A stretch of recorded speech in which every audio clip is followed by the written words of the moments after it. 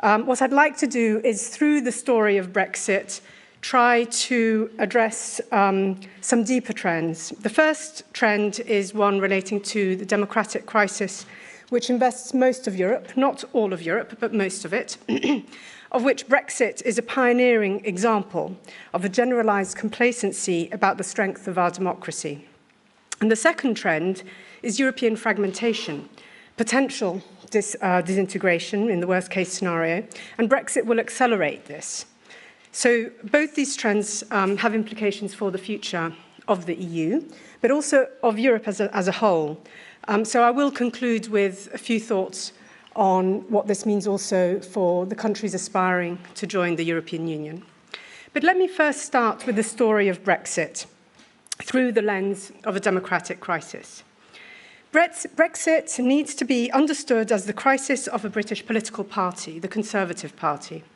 The crisis did not take place in a vacuum, and its roots are to be found in the ambiguous relationship Britain has always had with the rest of Europe. So it possibly could have happened in the Labour Party, possibly. But the story continues to be staged mostly in the Tory party. And it is important to understand this political party dimension in order to understand the motivations behind the current leadership choices that Britain has. Fearful of the growing success of the UK Independence Party and that this would eat away the support of the right wing of the Tory party, a minority of the Tory right embraced the nationalist and Eurosceptic agenda. This move temporarily contained UKIP in the UK. At the 2015 elections, thanks to the British electoral system, UKIP obtained only 1.5% of the vote. But UKIP did not need to have more MPs in Parliament because it had loudspeakers within the Tory party itself. So even though the Eurosceptic hardcore within the Tory party remains a minority, it has still managed to capture the debate, the party, and the Parliament. The referendum campaign was conducted on the basis of rules influenced by that minority to start with. It was very much in favour of leave. Once the new government was in place, the most extraordinary executive takeover of the agenda took place, with a unilateral decision to interpret the vote as meaning that the UK needed to leave freedom of movement of people and the jurisdiction of the European Court of Justice. The activation of Article 50 along the red lines outlined by the new Prime Minister Theresa May was a reflection of a majoritarian view of democracy, whereby less than 52% of voters in a consultative referendum represented the will of the British people. Brexiteers and the government have used that occasion as a blank cheque mandate. This was also the normalisation of Nigel Farage's argument, whereby sovereignty does not lie with Parliament, sovereignty lies with the people. It was only thanks to a court case pursued by private citizen-become activist Gina Miller that Parliament won the right to a meaningful vote in order to exert some authority over the government on the outcome of negotiations between London and Brussels. The conduct of the negotiations with the EU, the lack of transparency and accountability over government assessments about the impact of Brexit, and the absence of a cross-party discussions on the future relationship with the EU are testimony to that capture. And the tactic of holding the United Kingdom hostage to binary options, first the withdrawal agreement or no deal, was used as a threat to Remainers. Then the agreement or no Brexit was used as a threat to Brexiteers. And this too reflected the primacy of holding the government and the Conservative Party together over the good of the country. Raising the spectre of a hard Brexit was also used towards Brussels and European capitals, but with less success. So what of this story is relevant to the rest of Europe? What is striking, in my view, is how easily this has taken place.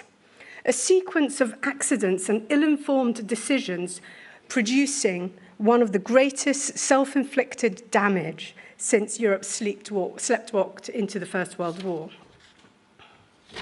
Back in 1941, George Orwell wrote that probably the Battle of Waterloo was won on the playing fields of Eton, but the opening battles of all subsequent wars have been lost there. One of the dominant facts in English life during the past 3/4 of a century has been the decay of ability in the ruling class.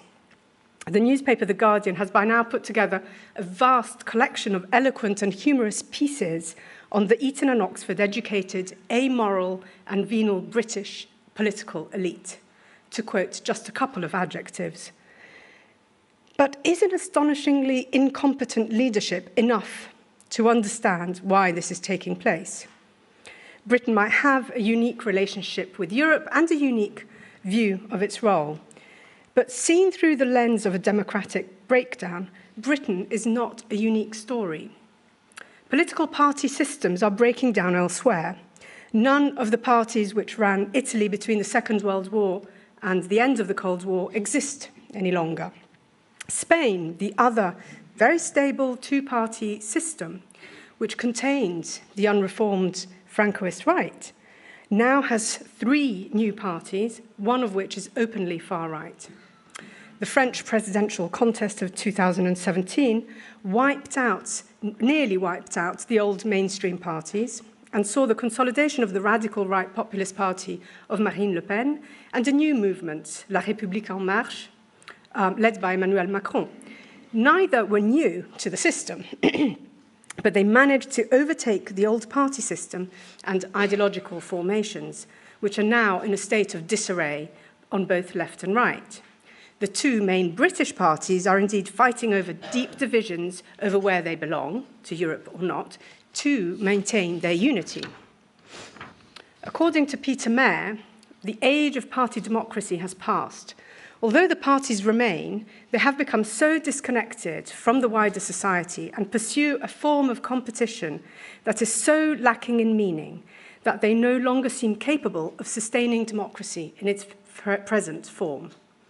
The astonishment of observers at the British political elite should not prevent us from seeing that similar transformations are occurring in other countries, though not with the same dramatic consequences. So it's happening throughout much of Europe.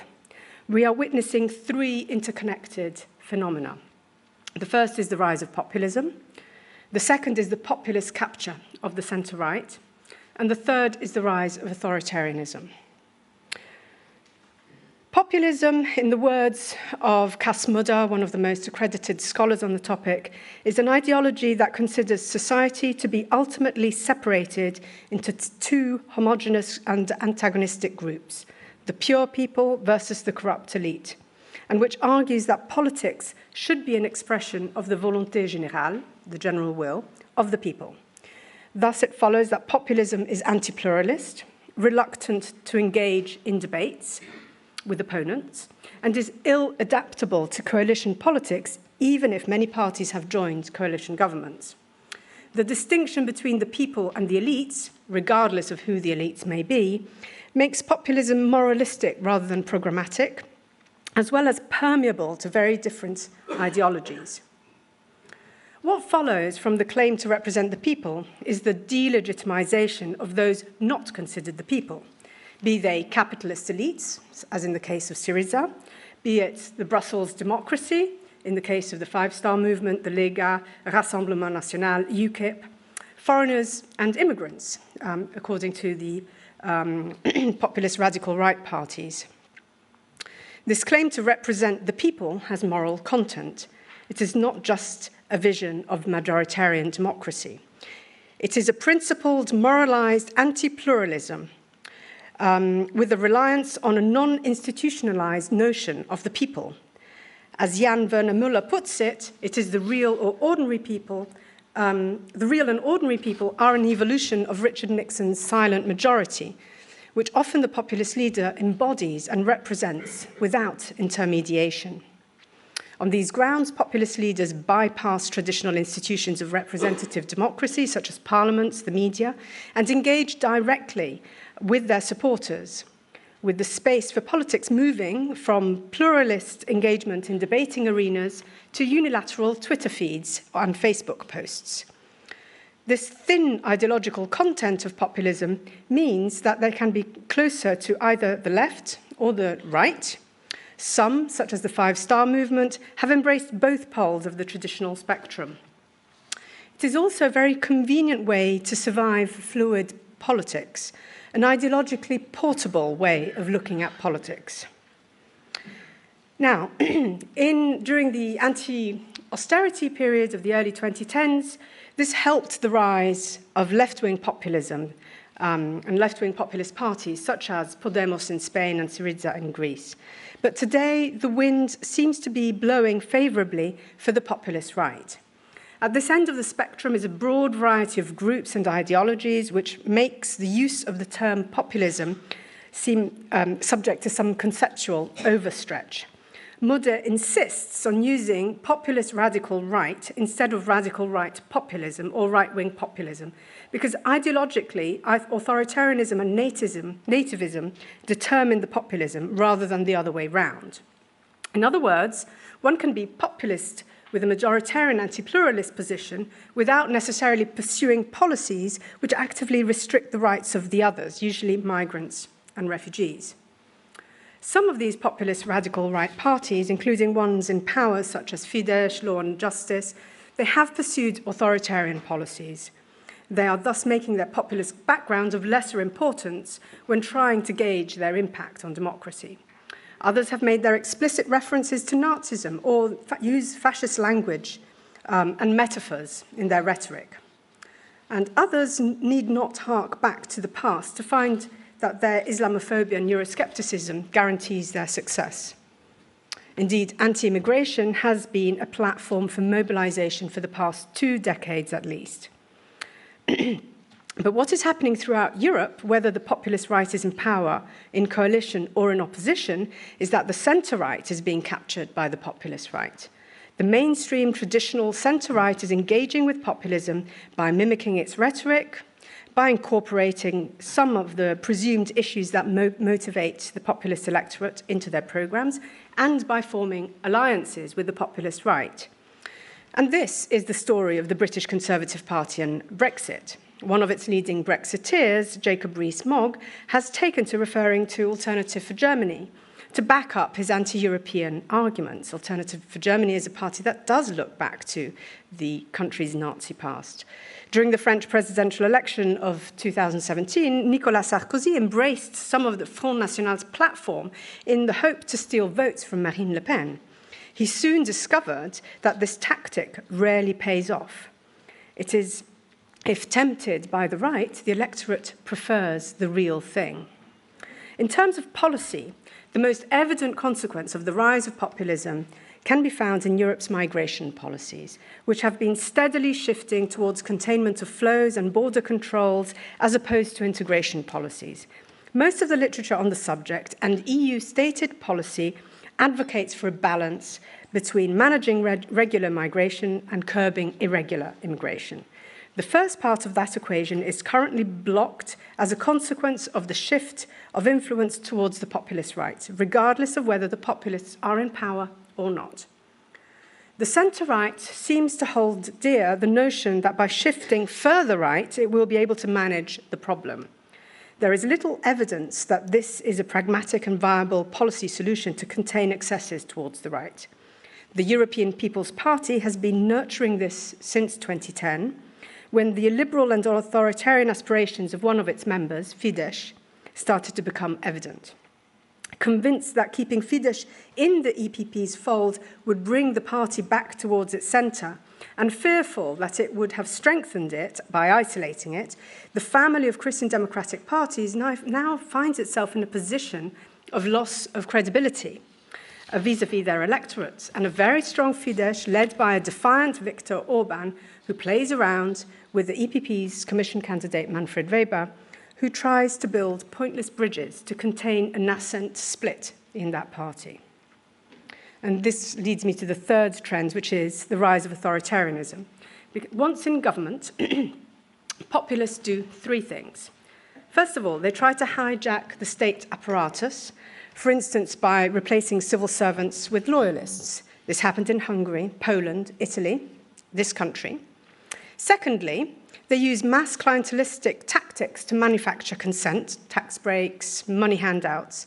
And thirdly, they try to repress civil society by discrediting civil society as a foreign agent or by promoting restrictive laws.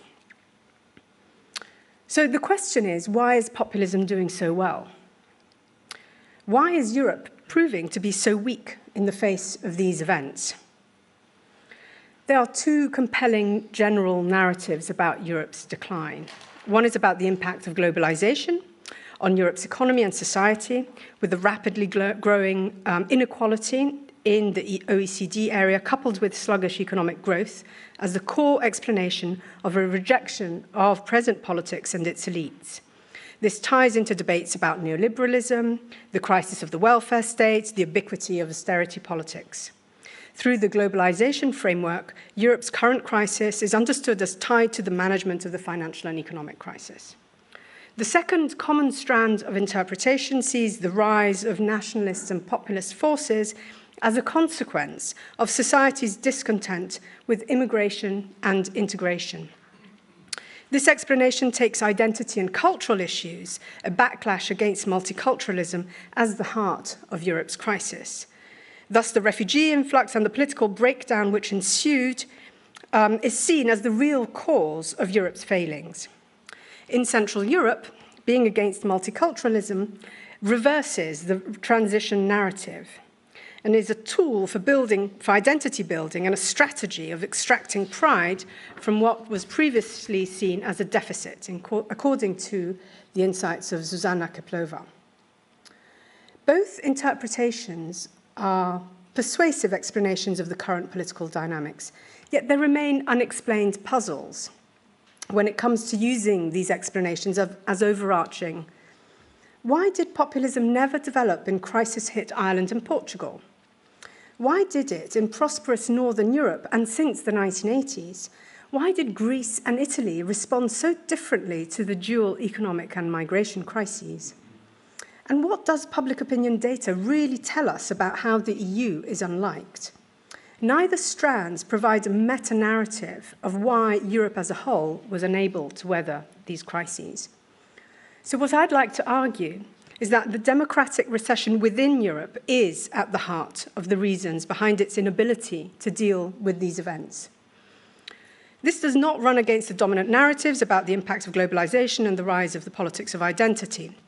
The point is that the problem is not just about the impact of the financial crisis on inequality, but it's on the legitimacy of the decisions made to address such impact. Similarly, the questions posed by the response to the refugee crisis were as much about the nature of the response as about its legitimacy. Whether the issue is economic distribution or migration, the thread that runs through the problems around which politics have car crashed during the past decade is who decides and for the benefit of whom. I argue that in Europe, the democratic recession has two dimensions. The displacement of decision-making, which has created the void occupied by a variety of populist parties and movements, and the dislocation of policy spaces, which has broken down the boundaries between domestic and international politics. The vertical distribution of power between local, national, EU levels is losing legitimacy. It's challenging the hierarchical relations between citizens and their representatives. Europeanization has entailed a transfer of powers to the EU level, and intergovernmental decision-making has been strengthened, but without the parallel empowerment of national institutions of representative democracy to monitor intergovernmental decision-making. National institutions have been hollowed out. In many countries, national parliaments are weak in scrutinizing EU legislation. Rarely are public debates held on pan-European issues. European Parliament election campaigns have been run so far on domestic matters, not to elect the representatives responsible for co-decision in the EU. In many European countries, the processes of devolution to the local level, which in principle are very positive processes, they have been emptied of substance by austerity-driven cuts to local government. So this democratic displacement has caused a political backlash and revenge of those for whom political participation has become void of meaning.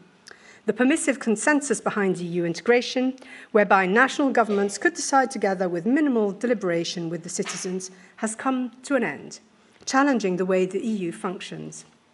Secondly, the spaces for decision-making have been transformed by globalization and Europeanization. The impact of policy choices is not coterminous with legitimate decision-making, as public goods are less and less contained by national borders.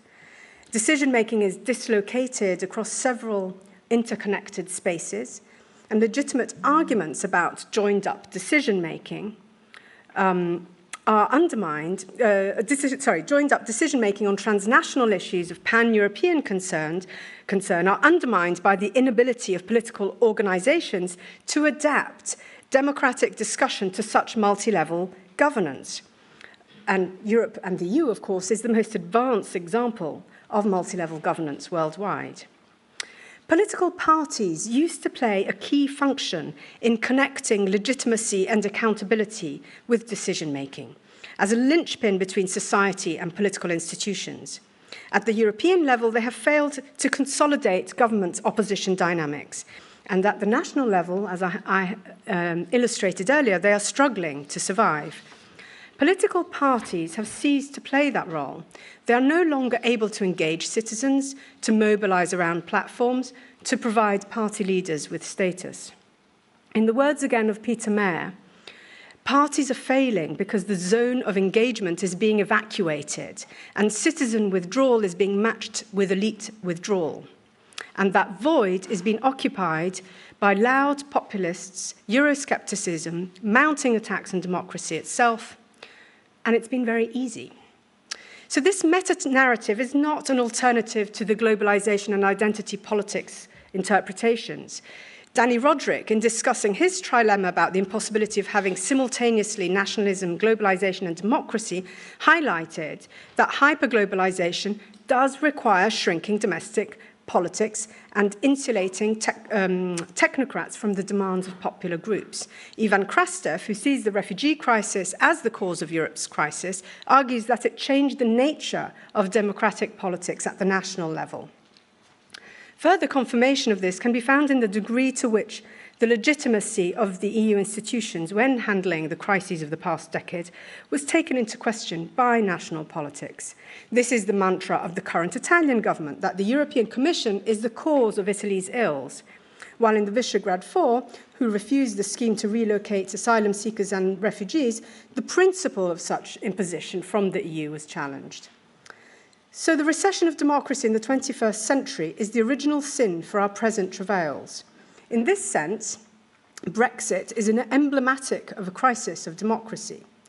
The whole of Europe is going through a major political crisis. The UK is pioneering it with Brexit, but the nature of the crisis is similar across the continent.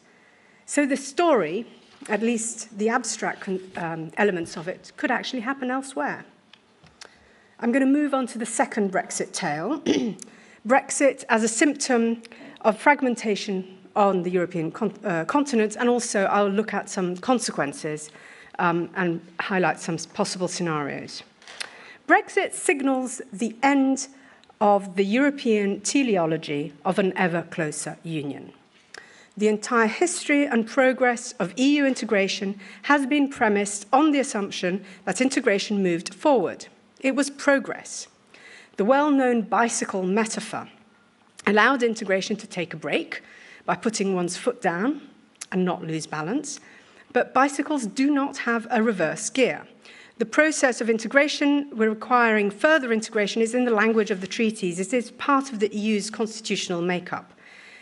It still may well be that Brexit proves that it is impossible to leave the EU. We'll see what happens in the next week. But if it happens, it will represent the first instance of disintegration. EU disintegration, hitherto an unexplored concept. There's no theory of disintegration. But it may not happen. Edward Gibbon's insight in The Decline and Fall of the Roman Empire is that empires collapse from their center. They can survive the crumbling of periphery. And the UK has been straddling the periphery of the EU, a large and influential country, but without its foot in important institutional arrangements. Indeed, other feared exits from the EU are unlikely to happen at present. Most of the political parties that were advocating to leave the EU or the euro have now changed their position on EU membership. But this does not mean that the European project is not challenged in historically unparalleled ways. It may not be disintegrating, but it is fragmenting. And I would like to explore 3 scenarios which could follow Brexit. England will emerge as bitterly split between leavers and remainers, whether it stays or not. But if it leaves, it will be bitterly split, also split between the large cosmopolitan cities and the rural villages and small towns. And the UK will be split between England and Wales and Scotland and Northern Ireland.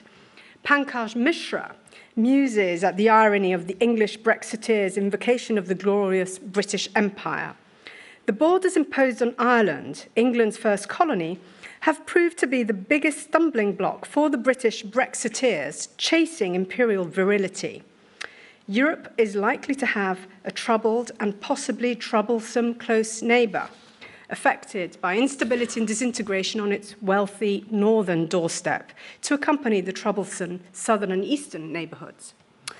Brexit would also affect the balance of power within the European continent, that same balance of power which was the cause of 2 world wars. Even at peaceful times like ours, France and Germany need to be balanced. The past decade has seen the relative rise in German influence. Britain, even outside the Eurozone, has had a positive influence on the balance of power between the two, offering France a partner on security and defence matters, providing a strong transatlantic link, and being friends with Central Europe.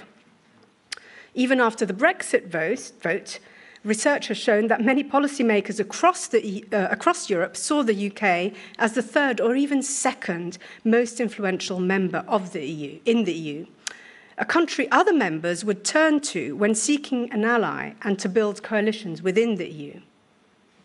In a Europe of 27 member states, the Franco-German alliance remains a necessary condition, but alone insufficient to ensure the health of the EU. And at this moment, the Franco-German alliance is drifting. Many had placed high hopes on the aftermath of 2017, the year in which elections took place in both countries, yet little beyond some symbolic gestures has taken place. Following the Brexit vote, EU leaders concocted an agenda for reform which revolved around 3 policy areas where progress was deemed essential: a banking union, ideas for Eurozone reform, investments in security and defence, and a strengthened migration policy. Few will disagree that these areas do indeed require a major shake-up and would be instrumental to overcome Europe's weaknesses. Yet all these policy areas are stalled with no signs of resuscitation in the short term. Aside from the Franco-German duo, Spain is consumed by its constitutional crisis and may see a significant change in its party system dynamics after the elections at the end of April. Italy is governed by a coalition of radical populist parties and moving fast away from the European mainstream. Poland, the 6th largest member state, has become an outlier under the Law and Justice government. So if Europeans can't find what to work on, a shared policy agenda, it's equally hard to see who could push an agenda forward. And the democratic recession has led to an evaporation of solidarity among the member states, which disables the EU to rethink itself on the basis of policy projects. Without the so-called input legitimacy, it is impossible to produce output legitimacy through policy. So something else needs to enable the polity to work together. 2 days ago, Michel Barnier argued that it's not too late for the EU 27, and that the unity found to negotiate the process of the UK leaving the EU can provide new ground for Europe's next steps. So let's look at possible scenarios. So it is possible, maybe, that Europe bounces back. I personally believe that the democratic question in Europe and the degree to which this is a matter for the EU as a whole and not just individual member states remains the biggest political hurdle towards a refound sense of purpose. I think the Polish elections this autumn could be a turning point. But there are some ideas circulating in the meantime. French President Emmanuel Macron is the only leader who has been explicit about his ambitions for the EU. And he argues that differentiations, the vanguard, the heart of Europe, should be embraced not feared as leading towards further fragmentation. Macron recognizes that so far the project of European integration has been carried forward, shielded by the security umbrella offered by the US, and shielded from the interference of democratic politics. Today, neither conditions exist, but the vanguard will still drive integration. At every key moment in its history, and I'm quoting Macron, Europe will move forward, first of all, through the determination of a few. This ambition is never a source of exclusion. It is the seed of European unity and sovereignty. But other visions are also emerging.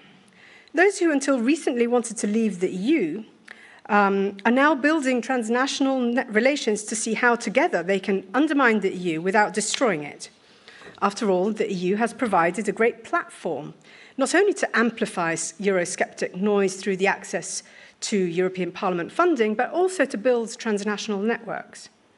In the EU, there remain Eurosceptics, I'm quoting a Financial Times journalist, who love the single market, they love structural funds, and following the Brexit catastrophe, they now plan to stay in the EU and try to undermine it at its core. There also are nationalists with ambitions. And what is significant is that the populist radical right has started to outline a vision for Europe. Most of the contours, admittedly, are sound bites, but the populist radical right has been pursuing this unprecedented internationalization in the hope of forming an influential group in the next European Parliament. A Europe renationalized of sovereign states seems to be the view around which Le Pen, Salvini, Kaczynski maybe, Orban, they might coalesce. Orban is the only one who has articulated his vision in several speeches since the notorious elaboration of illiberal democracy in 2014. The opportunity is here, I'm quoting Orban. Next May, we can wave goodbye not only to liberal democracy and the liberal undemocratic system that has been built on its foundation, but to the entire elite of 68. This vision is likely to be attractive to those protesting against what they see as a technocratic, globalized elite. According to Zuzana Keplova, it also allows Visegrad societies to become role models themselves. These, of course, are not the only possibilities for Europe's future, but they are the ones that appear that seem to have more political resonance. But there are other ways of looking at Europe's futures. Instead of focusing on the what and the who, one could also think about the how. If we agree that the democratic recession is the heart of Europe's travails, it can also be the solution. Imagining different forms of political engagement and transnationalization of democratic practices could address the dislocation and displacement of democracy, its legitimacy, accountability, and decision-making processes. For example, for the first time in its history, Britain has a pro-European movement, which has been gaining ground and influence and is connecting with activists across Europe. Against the tide of nationalism and authoritarianism, citizen mobilization is fighting back. I will not dwell further on this scenario, on this vision today, because precisely it's more of a vision, but the seeds of other futures are visible. And some are not disregarded by political leadership, such as the Grand Débat in France and the citizens' consultations that the EU has been promoted are first steps towards a different form of democracy in the EU. And activism may turn these into something transformative, which could usher the EU into its future. I would like to conclude with some thoughts on what these scenarios may imply for a wider Europe. How much time do I have? Not much. So we know that there are trends of enlargement fatigue, and we also know there's growing disenchantment with European integration. Both of these play against the prospects for enlargement to the Balkans anytime soon. It is actually remarkable that Brexit has so far not led to any decline in public opinion support to join the EU in the Balkan states. But the EU has been kicking the can down the road when it comes to recognizing the progress made in Northern Macedonia and Albania. We'll see in June what happens at the European Council, whether they decide to open accession talks with these two countries or not. But there may be a silver lining. If differentiation is indeed a likely next scenario, aspiring states may benefit from an associated status within a broader European institutional architecture, with overlapping zones of integration, Eurozone, EEA, UK, Switzerland, accession countries, countries in Eastern Europe with close ties to the EU. The Balkan states would have to settle for a period of second or third-class membership of the club, something that has been rejected so far, but they may well come to the conclusion that it's better than to stay out of the club altogether. The renationalization or sovereignist vision of Europe, too, may play in the hands of a number of Balkan leaders, especially those who flirt with authoritarianism and look towards Orban's Hungary with admiration. Enlarging to semi- or non-democratic states would consolidate the push towards looser democratic checks and balances in the EU, and thus support the cause of the authoritarian nationalists in the EU. And this might become an acceptable compromise to other political actors in the EU who may not necessarily be authoritarian. A looser union of nation states. This would, no doubt, be a significant departure from everything that the EU has stood for through its enlargement to Central Europe, the transformation of states and societies into modern democracies. But it is a scenario that we need to take into account. It should not be disregarded. And it may be compatible with a differentiation model where democracy is strengthened in the inner core at the expense of societies in the periphery. I would conclude, this is a rather negative scenario from my point of view. I'd like to conclude with the third scenario, which is more tied to the vision that I proposed to you a few minutes ago. The third imagined future of the EU and of Europe is, of course, rooted in the idea that European citizenship is beyond the boundaries of the EU, and the Balkan citizen can play a role in shaping the future of the EU alongside those currently benefiting from EU membership. Thank you.